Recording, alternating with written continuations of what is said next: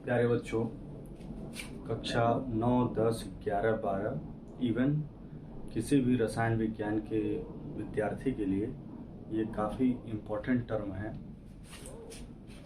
विद्युत ऋणात्मकता, जो कि काफ़ी छोटा सा टर्म है। लेकिन अगर ये ना पता हो तो हमें केमिस्ट्री नहीं आ सकती है। ये क्लास 10th में भी है, 11th में भी है, 12th में भी है और आगे तो है ही। तो इसको मैंने बहुत ही आसान भाषा में आपको बताने का प्रयास किया है। अगर आपको समझ में आ जाए तो कमेंट करिएगा, लाइक करिएगा, शेयर करिएगा। देखिए, विद्युत ऋणात्मकता का मतलब होता है इलेक्ट्रॉनों की चोरी करना। ठीक है, विद्युत ऋणात्मकता का मतलब कि जो शेयर्ड पेयर के इलेक्ट्रॉन्स हैं उनको चोरी करने की क्षमता। एक तरीके से कह सकते हैं कि जो सबसे बड़ा चोर है उसकी विद्युत ऋणात्मकता सबसे ज़्यादा होगी। ठीक है, हम जानते हैं कि टोटल 118 तत्व अभी तक खोजे जा चुके हैं। उन 118 तत्वों को पीरियोडिक टेबल में सजा के रखा गया है। तो उन 118 तत्वों में हर एक तत्व की विद्युत ऋणात्मकता अलग अलग होती है। ठीक है, जब भी कोई तत्व एटम के रूप में किसी दूसरे तत्व के साथ जुड़ता है, रासायनिक संयोग करता है, खासकर जब कोवैलेंट बॉन्ड बनाता है, सहसंयोजक बंध बनाता है, तो उसमें वो इलेक्ट्रॉनों की साझेदारी करता है।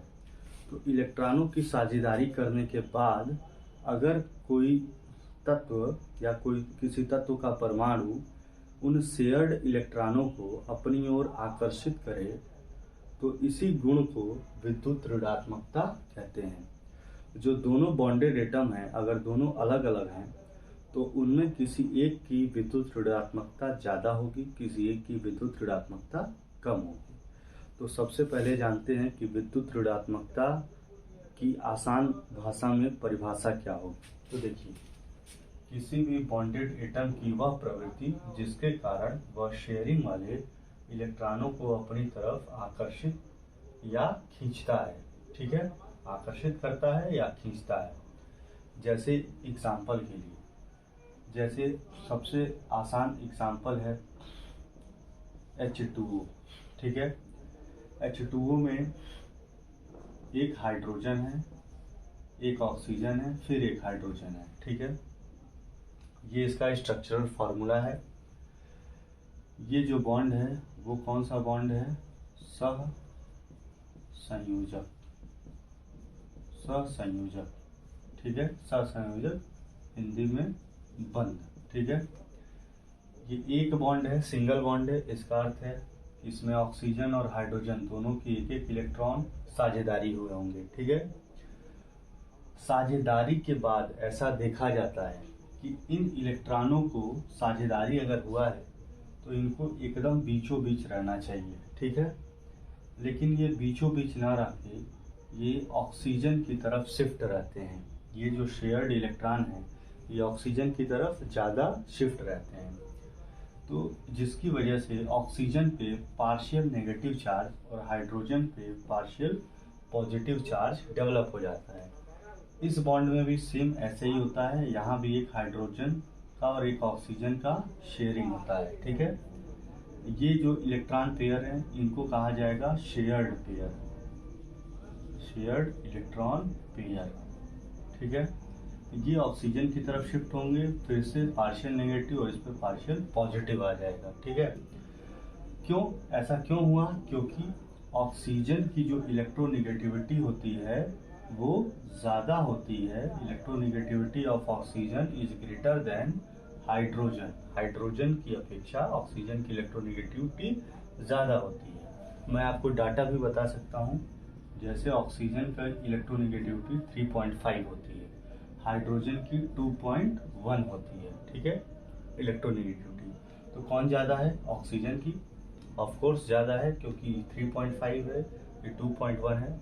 ठीक है, तो इसलिए ऑक्सीजन जो है वो इसकी इलेक्ट्रोनेगेटिविटी ज़्यादा होने के नाते ये जो शेयर्ड इलेक्ट्रॉन है इसको ये अपनी तरफ ज़्यादा खींचेगा, ज़्यादा आकर्षित करेगा। ठीक है, तो यही जो आकर्षित करने का गुण है इसी को हम कहते हैं इलेक्ट्रोनेगेटिविटी।